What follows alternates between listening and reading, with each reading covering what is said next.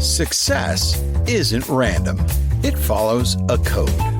Welcome to the Conant Code, where we break down the strategies, challenge the myths, and uncover the truth in 5 minutes or less. Now, let's crack the code.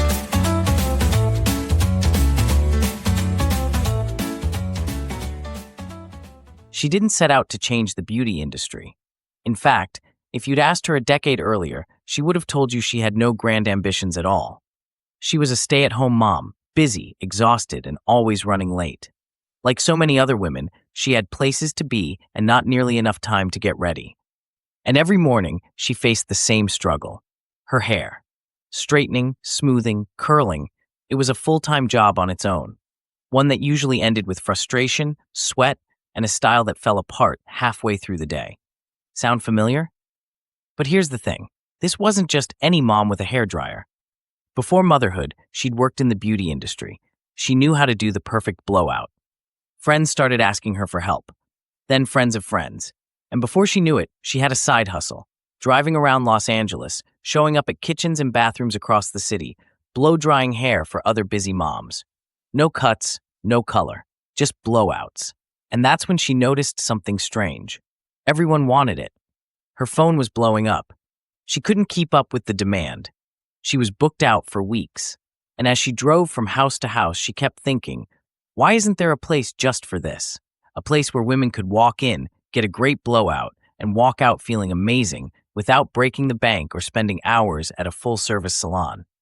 The idea was almost too simple, too obvious, but sometimes the best ideas are the ones hiding in plain sight. So, with a little help from her brother, a former marketing executive, and her husband, she decided to take a chance. They pooled their savings, leased a small storefront, and opened a business focused on one thing and one thing only: blowouts. No haircuts, no highlights, just the perfect blowout, every time. And here's where the story takes off. On opening day, women lined up around the block. It wasn't a salon, it was an experience. Blow-drying stations, a menu of styles, complimentary champagne while you waited. Bloggers started raving about it. Celebrities became regulars. The business exploded. By the end of the first year, they had opened multiple locations. By the second, they were a national brand. And today, it's a $100 million empire with more than 150 locations across the country. Her name? Alli Webb. And the little experiment she launched in Los Angeles? Drybar. Alli Webb didn't just start a business. She reinvented how women think about getting their hair done. Her secret wasn't invention, it was execution. She didn't try to be everything to everyone. She focused on one simple service and made it perfect. The lesson? Success doesn't always come from grand innovation. Sometimes it's about seeing an everyday problem and solving it better than anyone else. It's about execution, persistence, and knowing when to go all in. And here's the question.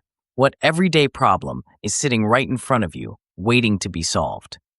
Because sometimes the best ideas aren't hidden.